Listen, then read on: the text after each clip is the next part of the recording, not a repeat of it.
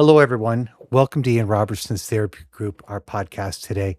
Today, I'm pretty super stoked to have a real special guest, somebody that I personally have had experience with in some of her practices. So, this is Marlies Lagace, and she is a Niagara based yoga instructor, and she weaves together the practice of yoga, Pilates, and Reiki through kind of a trauma sensitive agency centered approach.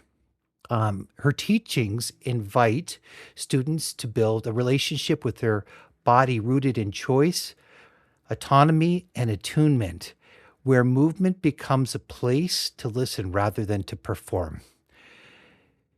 She's known for her precise cueing, her creative sequencing, and a pace that allows space for deeper awareness. Marlies guides her students towards the strength that emerges from steadiness rather than force. Her classes emphasize the nervous system care, offering options, informed, hands off guidance, and language that supports each person in responding to their body in real time. As a lead teacher and trainer, Reiki master, and 500, is that 500 hours, Marlies? Yeah, yeah. 500 hours. Mhm. She brings this grounded, discerning presence to her work and to her practice. She approaches movement as a complementary practice to the therapeutic spaces that she, provides her work in. One that supports a somatic awareness, self-trust, and a more compassionate connection to the body over time. How did I do there? Did Excellent. I miss That was a anything? mouthful of a bio, wasn't it? Certainly, that did not I miss a wink, I feel that it probably is a little bit underreported. perhaps. So listen, welcome. Thank you. Really quickly, Yeah. just before we begin, just so that everybody knows, I met Marlies in a yoga practice, a hot yoga practice, and she was one of the instructors that we would kind of look for when there was being practices at the yoga studio being offered.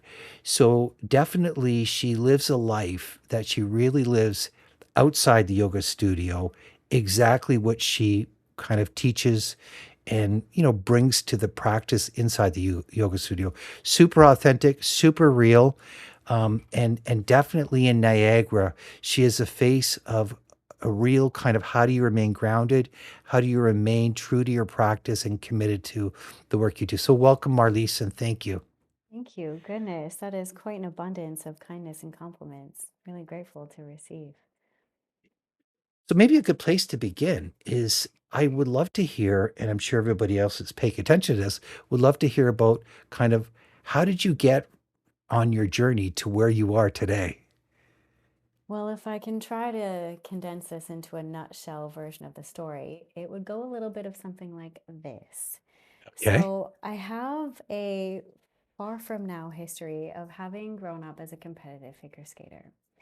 And Oh, quite oppositionally to who I am now and what I speak so highly of and what I try to embody as often as possible, I had really mastered self harming in a really discreet, subtle way where no one on the outside would and could have known unless they really got to know me, which they didn't really, because what I exuded on the outside was a whole heck ton of work ethic. But what really only I know, and those that I have been brave enough to share it with much later on in life, is that it was largely derived from, it wasn't self hatred, I think that's a far stretch, but it was such a discipline that I no longer respected myself, so I forced myself. And I, on purpose, almost created harm from myself to myself to really lock in that disciplinary quality.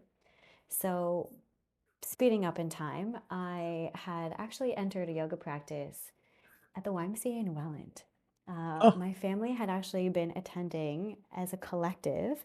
My father at the time had himself a bit of, we'll say, like a health condition, and so he was not yet eligible for surgery. So, in order to be eligible, he had gone to the gym. So we made it kind of a family pact that we would go to Yeah. this YMCA yoga class every single Wednesday.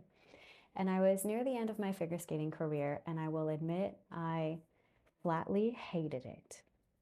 I The really end. did. You had to Wow. flex your feet. I was certainly a very severe asthmatic before. Now it's obviously more controlled as I literally control breath and teach controlled breathing for a Yeah. living. But back then, I had no real concept of how to move and how to breathe, especially in accordance to one another. So there were many aspects of yoga that I just did not enjoy because I was fully conditioned to perform and to point and Yeah. to float and to overextend and to literally show off, which is Yeah. also why I didn't fully excel in the competitive aspect. I was great at work ethic and in Yeah. practice, but I didn't, I kind of had like that test anxiety where as soon as you put Yeah. me in a fancy dress and had everyone watch, I would just plummet from the pressure. Wow.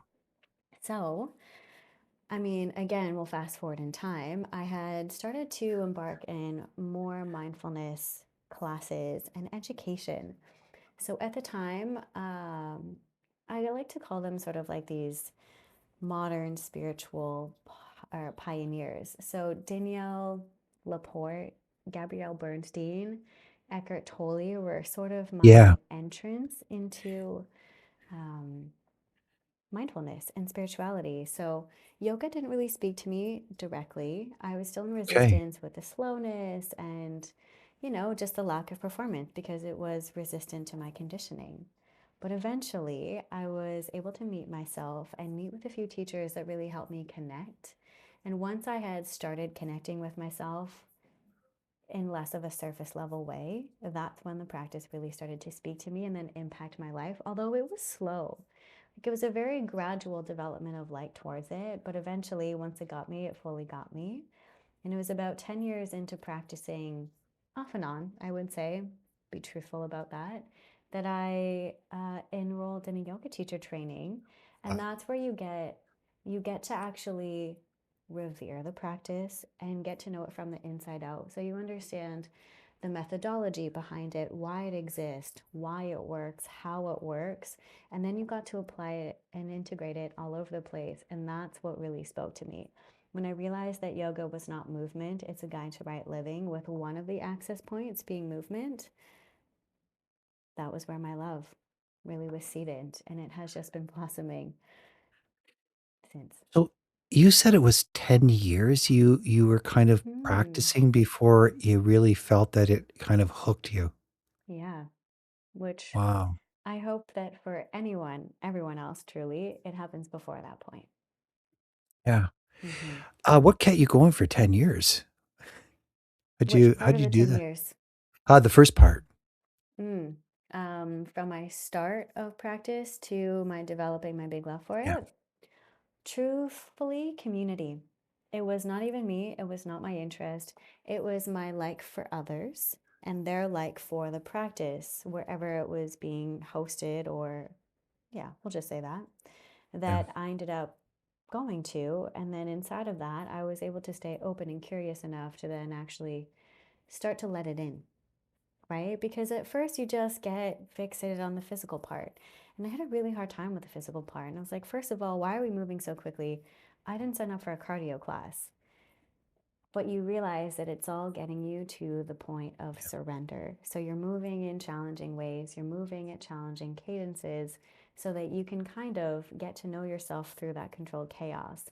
And once you get to that point of remaining present, even though it gets chaotic, that's it. That's the connection point, and And that's it's where I there. believe true yoga is then known. Mm. It's like the sweet spot. It's the sweet spot. I wonder if it's the same for others, but that was my Yeah. sweet spot in the making. So part of the history was you did a high performance skating, Yeah.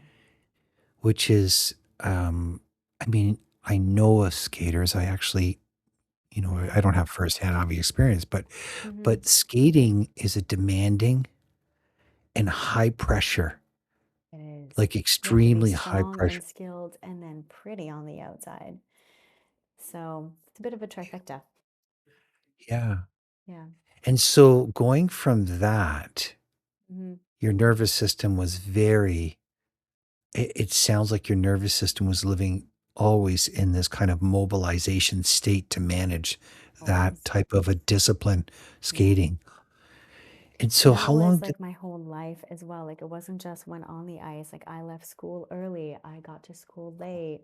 I was always changing in the car. I was always eating in the car. So Oh, now that I have wow. all of this information about nervous system awareness through direct experience, but knowledge as well, I'm quite curious now that we're deep into retrospect, just what kind of state I was in for those like 15 years of practicing and performing competitively.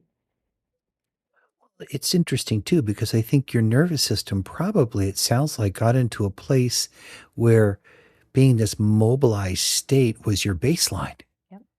Homeostasis. Not Yeah. exactly being homeostasis, but a version of it. Yeah. Well, it is Mm-hmm. in that It's level just how of adaptable we activation. are, which sometimes is really Right. good. And then sometimes we could maybe use a bit more of a boundary. Oh, it's interesting you say that because it's like I imagine at some point you didn't initially you might not have seen it, Oh, I'm sure I didn't. but then it sounds like as you've got into yoga Mm-hmm. and the more, even though it wasn't a grab up front, but the more you did it, at some point you started to experience something very different in your body Yeah. than what your body had been living Yeah. its whole life. Okay. It was the slowness, and I'll compliment a teacher, which unfortunately he no longer teaches. But the way he delivered and facilitated, I think, was what got me to pivot and adapt and appreciate a slower pace because I hadn't known slow anything. It was fast twitch, it was intense training. Like I've already mentioned a few times, it was performance based. So you're never truly connecting with yourself. You're just asking of yourself. You're using your body, but you're not in your body. So, with this slower approach and delivery of like mindfulness and facilitation, I was able to have my first experience of that. And it must have felt very nurturing, which was probably at least one positive signal that my nervous system started to recognize as this feels a lot better. Can we follow this lead? And I have for most of my adult life for certain, but maybe even part of my teenage life, been intuitive. So at least I had that sense of attunement where I was like, logically, I might not know why, but Yeah. something a little subtler inside is still calling me towards it. So I'm just going to go where it feels good. And it's not to say that feeling good was like, oh, there's no physical challenge as a component. Of course, there was physical challenge, but it was this feels like it fits like a puzzle piece. And so I continued to attend. And I also wonder about because one of the things that I love about yoga, um, and I've recently had a knee injury, so I'm not really doing a whole lot right now, Yeah, no, right? I But can speak to that. oh, sorry, my apologies. No, no worries. Somebody else is controlling the speakers in my place, and Let's so go. so just 1 second, Marlies. Mm, Okay, that's better. So one of the things that also stands out is, you mentioned that skating is precise. There's a lot of exactness, and you're actually, I think, evaluated yep. on the finest and the finest of details. Yeah. And and It's what all I tallied up, what feels to be like against you. So not interesting. only are you battling your own experience of your expectations, but you're quite literally being judged for how well you're setting that aside and performing for those basically seated there to be entertained and to actively practice judgment.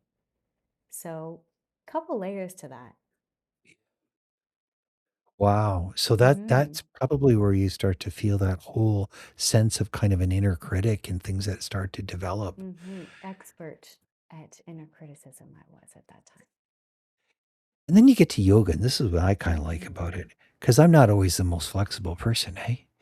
no. And it is the one area of a practice where exactness doesn't matter. Ugh, that should be yoga's tagline. Awareness. Exactness, not it. That's not the value. Yeah. And so you would always, when you were doing your practice, you would move us into poses, and then you would tell us, or whatever feels comfortable, Yeah. whatever feels right for you, Mm-hmm. right? So very big difference between, I imagine, the 2 worlds. Market differences. Extremes, almost. Yeah. And so that led you on a internal healing journey, which is super Mm-hmm. cool. And I have to say thank you for being so vulnerable Oh, upfront of course. Yeah. to An share open kind of book. what. Yeah. And you're able to talk about kind of those times, and all of us kind of find ways to adapt to our own pain, Yeah. and Yeah. and and Yeah. ways to kind of hold that pain and cope with that pain in different ways, Yeah. right? And so now you've moved from the space of needing to find ways to redirect your pain, and now you've channeled it. I just enter it. I sit Yeah, in the room with it, try to conjure a quality of friendliness towards whatever it is being felt, which is, yeah, definitely different from what I used to feel prompted by, motivated by. I was yeah, motivated by the opposite. yeah. Yeah. Well, I wonder, it's not necessarily true, but I also think there's a bit of it where you're kind of socially constructed into it too, Oh, surely. Well, right? and Yeah. depending on how early in life you are introduced to this kind of mentality, the less you'll question it, the earlier your age. Yeah. It's just what you know. And we don't know what we don't know until all of a sudden we have a reason to know something different. And it's actually kind of a great point too, because lots of people go through life, and we live in a world that doesn't slow down, Mm. The healing right? So buoy. there's lots of people that go through all of life and never get to that place, I know. right? And so it's like so incredible that you've got to that place and so Only young, the and that you were. fortunate ones. Yeah, Yeah. right. Yeah. Do you mind if I ask you some questions just about linking, because I think Of course. in our world, Hmm. and this is where it's so great to have multidisciplines, right? Yeah. Because I don't think there's one way a person finds healing. Agreed. And also when we look at what we do, there isn't one way even in our world. Yeah. And then there's also not one way that people heal specifically in any specific discipline. People Hmm. find different ways of healing, Yeah. right? Right. And so I'm wondering about, I mean, most of the work we do here, I don't think I've actually shared with you, but most of the work we do is really geared towards trauma, and do a lot of work with mental health, and Hmm. we do a lot of work with substance abuse, and Yeah. couples and these types of things. And so I'm wondering if you can maybe just give us a bird's eye view, because I often refer people, by the way, to yoga, I love to hear that. right? It's a And I'll very tell you healing why. practice. Hmm. It is. And, Bessel van der Kolk, Hmm. who, wrote his book, The Body Keeps Score, Hmm. in Boston, he actually set up with veterans in his work basically trauma informed yoga. And he Yeah. basically said, Before we had a yoga, name for it. Yeah. yeah, yeah, 100%. It was just yoga. And he saw that the value of yoga, because the majority of healing in the human is in, frankly, the nervous system. Right? So I Hmm. wonder if you could probably speak just a little bit about kind of how does yoga bring such wonderful opportunities of healing to people that are Hmm. suffering with these other types of, either challenges, and some of them are early developmental, some of them are later on. How does the two worlds kind of mix in such a kind of healing process? I love this question. And I think I'll be loving all of the questions that you'll pose. So, first of all, thank you. You're Uh, welcome. but I want to say that if we're to really boil yoga down to a singular and simple point, it's the practice of paying attention. And although there are often many barriers to feeling able and safe to firstly pay attention, when we can get at least a little bit comfortable inside that discomfort of just getting right where we are, that's where the whole everything, every one of our senses is then a little bit more willing to feel and to see. And it's when we can see ourselves, it's when we can allow ourselves, whatever we are, wherever we are, however we are, to just be known. And as soon as we can know ourselves, even if it's this much, Yeah. we establish a connection, and it's in that connection that we can then grow. All you need is a starting point. And if you can return with a consistency and a curiosity, that's where more happens. The more that you can pay attention to, the more that you can create a rapport. And the greater the rapport, the greater the safety, the greater the mending. So that's my simplistic response to that question, although I could probably talk a straight hour into that response. But at That's simple okay. point, yeah, that's what I would say. So that's kind of how yoga's approach can help with those types of recoveries. It gives you an access point to yourself in a way that is usually inside of a controlled environment. So even if you're going to a public yoga class, there's the ritual of first just arrive, first just attune and be with. Be with the cuckoo narratives, be with the angst, be with the body that is under the experience of tension. It's just the introduction of your attention to yourself. And if we're living out in the big bad world, or if we're a bit stuck inside of ourselves, none of that is happening. So yoga gives you that access point that you may have not even recognized to be an access point to yourself. It's just an opportunity to pay attention. And we don't always do that until someone says, "Hey, have you had a moment to pay attention to yourself today?" We certainly don't need permission, but with our human doing practice, that's often how that goes. Right. You know, I actually think that's like super powerful because most people that I work with, you know Mm-hmm. how we use the term, Marlies, they use the term, we want to create safety? Yeah. Yeah, and I think that's like, uh, I struggle with that between you and me. There's so much that it can mean. There's way too much interpretation, and there are multiple ways of creating that. But there are also so many factors that will Right. make it not be safe. And those aren't Yeah. always controllable. So it's actually relative. And we talk about it being concrete, but it's not. No. It's tricky. Many of my clients don't even feel safe in their own bodies, Exactly. right? So like inside themselves, they're not already Yeah. feeling safe. And that's why when you talk about let alone outside of yourself, okay, Mm-hmm. that's like there's two worlds. Yeah. And so and it's not something obviously that I can create in anybody because I don't have that kind of power, Well, right? I'm not sure Right? about that, but Well, I mean, when somebody is already feeling so, their histories, their fears, the phobias are inside themselves. mm-hmm. And this is where this piece I thought is super powerful that you shared, is that when somebody can slowly start to feel connect to themselves, Yeah. that's healing when a large majority of my clients Mm-hmm.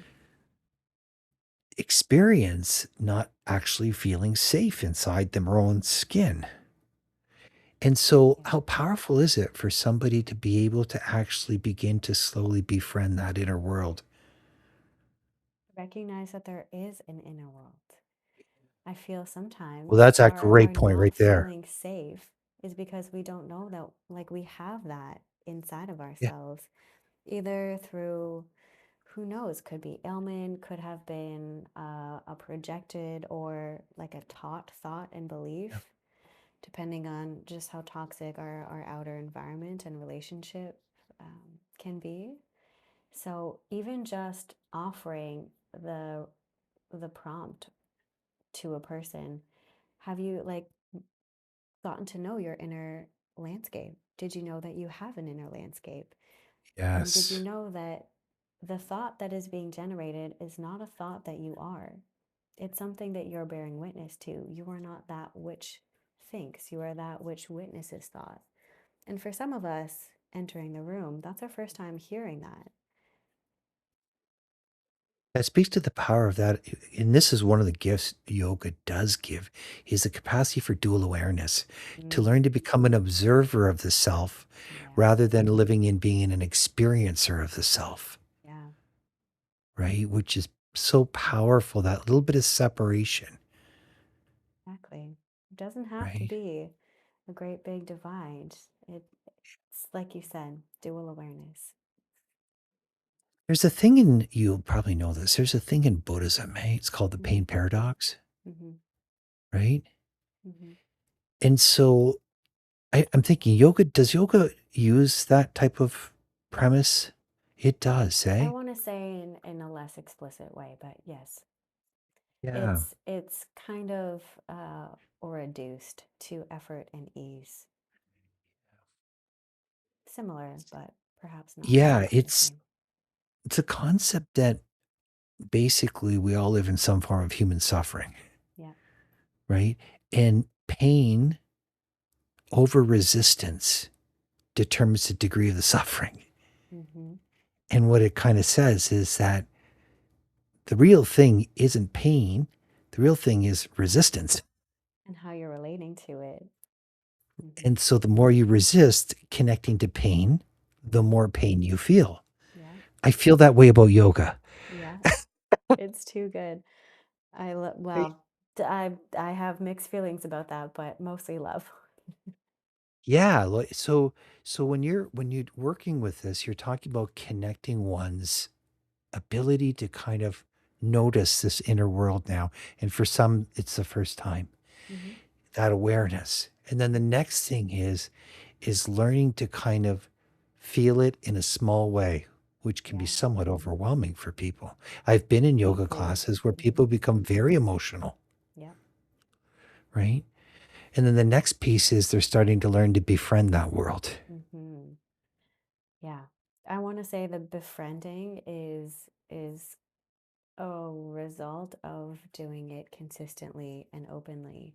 But first, you're just trying to get to neutrality, something where you can respect the feedback without judging it or reacting against it or wishing it away.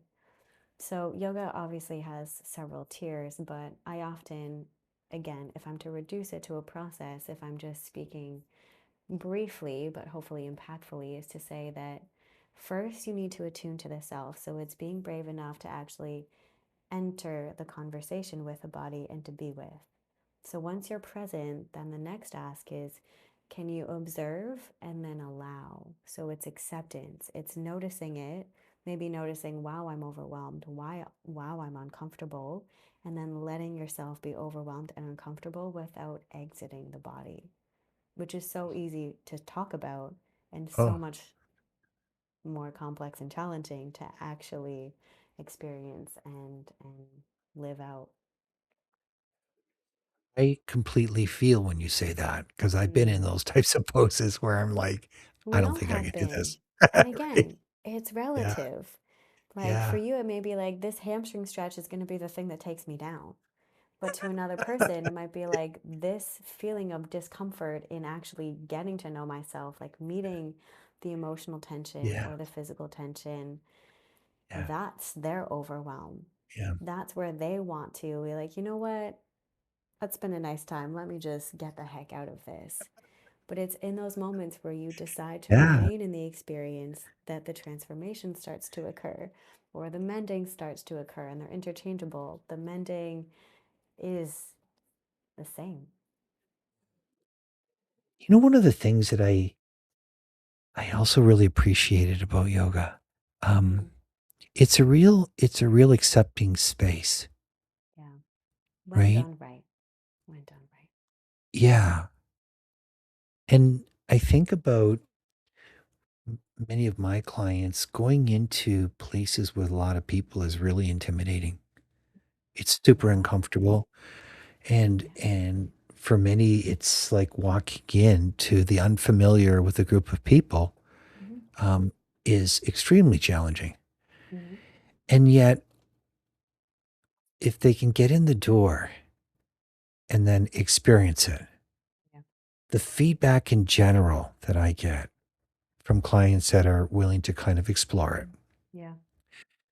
and they actually follow through, it's so positive, I would love right? to hear what kind of Well, feedback, if you're getting positive feedback, are yeah, you I'm are you being given? well, here's the feedback that I get from I'm just thinking without any identifiers, obviously, Yeah. but I have one client who has been very socially anxious. Hmm. I mean, even things like going into a store is overwhelming, Yeah. right? And also very socially anxious, even with body image, Of course. covers up, Yeah. very uncomfortable Yeah. inside her body, very uncomfortable outside of her body. Yeah. And so we started to explore, from an exposure perspective, where would be a place to start to learn how to just be around people. And she went to a very small yoga practice, and I won't say where, but didn't have a lot of people. It may have only had six, maybe seven people, eight people, something small. Can still be a lot. Well, it was home. Yeah. Okay, It great. was home. And one of the things that Oh, was that's so great is beautiful to hear. one of the things that I also noticed Mm-hmm. is the camouflaging started to come off The of her. armor. Uh-huh. Yeah, the Yeah. camouflaging started to come off, and it was like she had connected for the first time to people that were so vulnerably authentic. They were real people that such if you want to use the term, it was, I mentioned the questions, but such a body positive environment, and not just outward but inward, Exactly. right? And so, you know, as we think about the two worlds, and I know it's not for everybody because everybody needs to have their own choice in everything, Mm-hmm. right? Yeah. But for the ones that make that step, what's been your experience? Because you're right about one thing. What grabbed you was that community thing. Mm-hmm. That It's was, what got me into the room. yeah. Mm-hmm. Can you expand how powerful that was for you and what that initial step was for you? Because it wasn't necessarily per se the practice yet, but it was the people. It was. And funny enough, as a person who really likes to be alone, you would have thought that yoga would be a proper fit straight out of the gate. But oddly enough, it wasn't. And I want to say that that may have kind of been a translation or a carrying from being in an individual competitive sport, but made better by the community that felt a lot more like family than just friends. So I think it was a little bit similar in how yoga finally let itself in. Was I was less interested in, the prompt to introspection or surrender, but I could at least justify going to be with my friends. And so that eventually started to transform into an outside of myself community bound experience into I Oh, really like that I'm getting to learn what I am and who I am, and doing it through this lens that is about surrender and presence was what sold me on it. Now, if I'm thinking of certain others that I know have had, we'll say, self-made in positions or maybe given in positions as to why they couldn't be in those settings or why they wouldn't want to be in those settings, I have informed my teaching style directly from that, where I know what it feels like to be uncomfortable and to kind of fit out. And at this point in my life, I have a life motto, which is to fit out as often as possible. I don't want to be like the that's a others. And that's great not in saying. a I don't want to be like you. It's Yeah. I want to be so myself that I will never resemble another.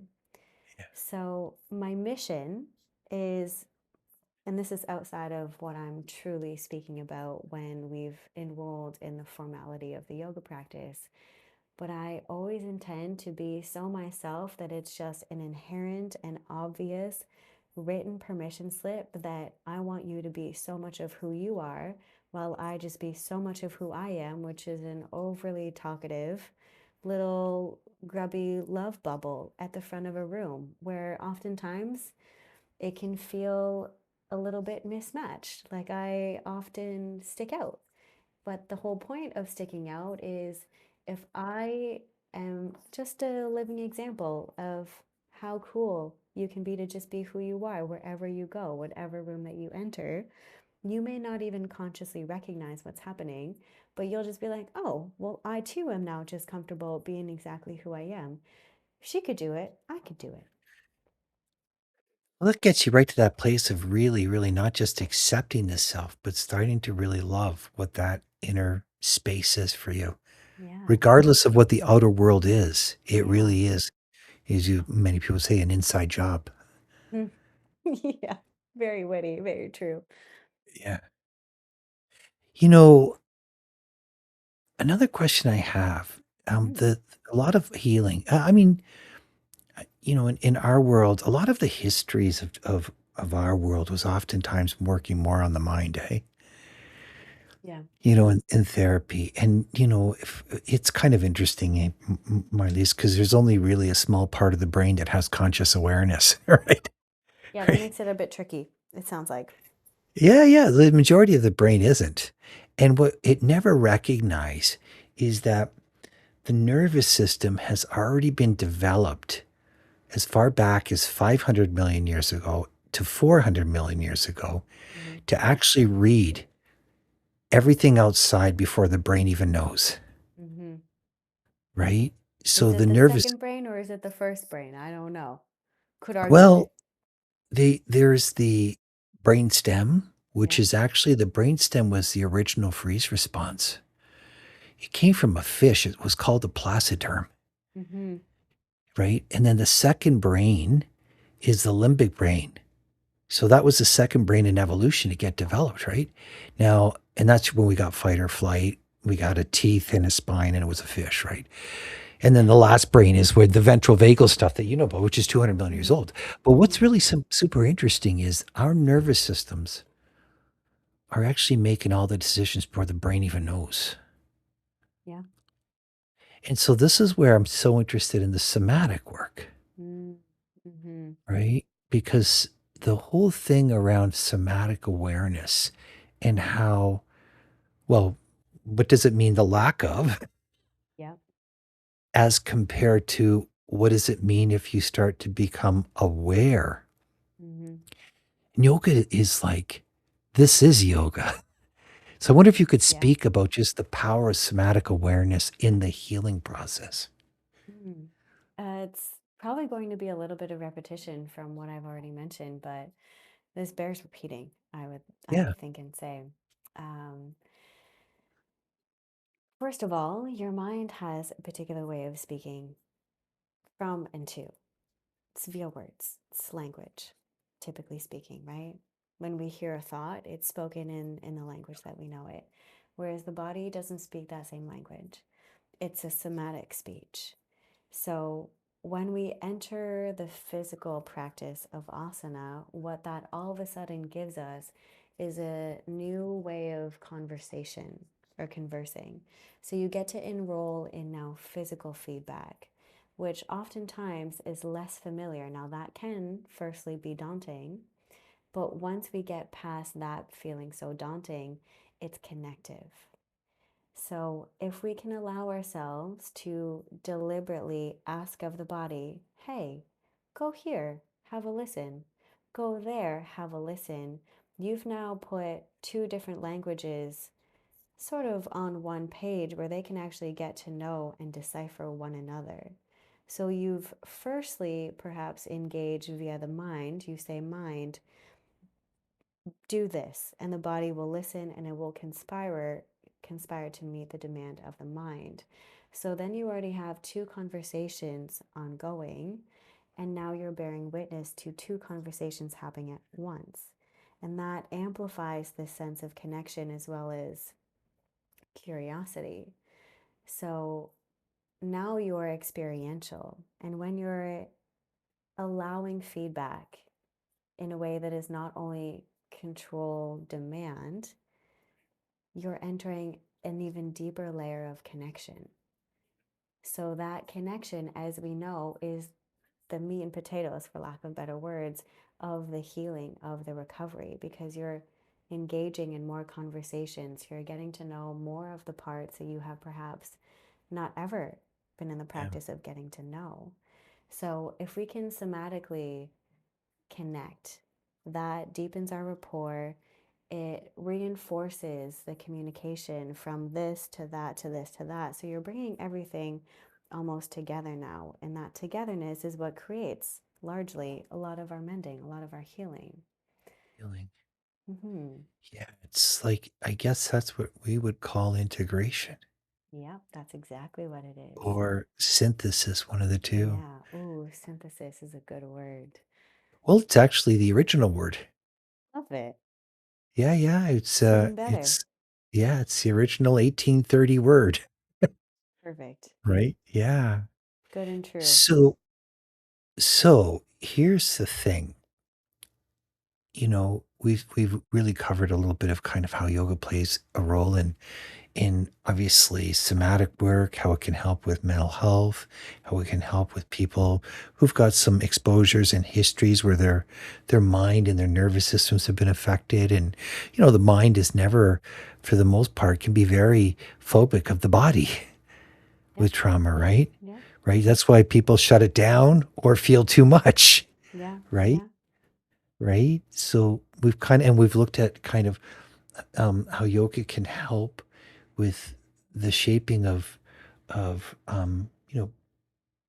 being somewhat body positive and accepting of the self, right? Mm-hmm. Now, the I was wondering about something else too. Mm-hmm. How how might you? I don't want to say give advice because I don't know if that's the right word, but what if you were speaking to somebody? If somebody's watching us right now, Yeah. and this is somebody who's thinking about maybe possibly slightly, I kind of like this person. I think I'd like to go to yoga. Mm-hmm. I'd like to try it out. What advice would you give to somebody new about because you've had your journey and your journey's got a lot of insights. Mm-hmm. What would be the advice you'd give to the new person who might be exploring this? Start with yourself. Just start with enrolling in a little bit of conversation. Have a moment where you're just not doing anything. It's probably going to be your most effective practice of yoga. You can, of course, take yourself to a public class, but that comes with a lot. There's a lot of factors. So, even before that consideration, have a moment to just be. We don't do that, we only do. And if you can just scale it back, and plan a few deliberate moments or minutes in a day's time to just not be stimulated, not have headphones in your ears, not have a screen to follow. You can of course use nature because that is it's next to kin, right? But if you can even go without that and maybe be brave enough to remove your vision from whatever space that you're held in and just start looking around. Like, what is that thought? What's the quality of that thought? Oh, that's a thought that I think? Is that the story that I let run my life? Or like check in with a sense. What's the last taste that you can recognize in your mouth? What's something that you can hear going on in the environment? And don't feel so compelled to qualify it, to name it. That's yoga. It's of presence. So, baseline to any beginner, and it's not beginner at all. In fact, it's very challenging, but it's kind of like a right aligned challenge.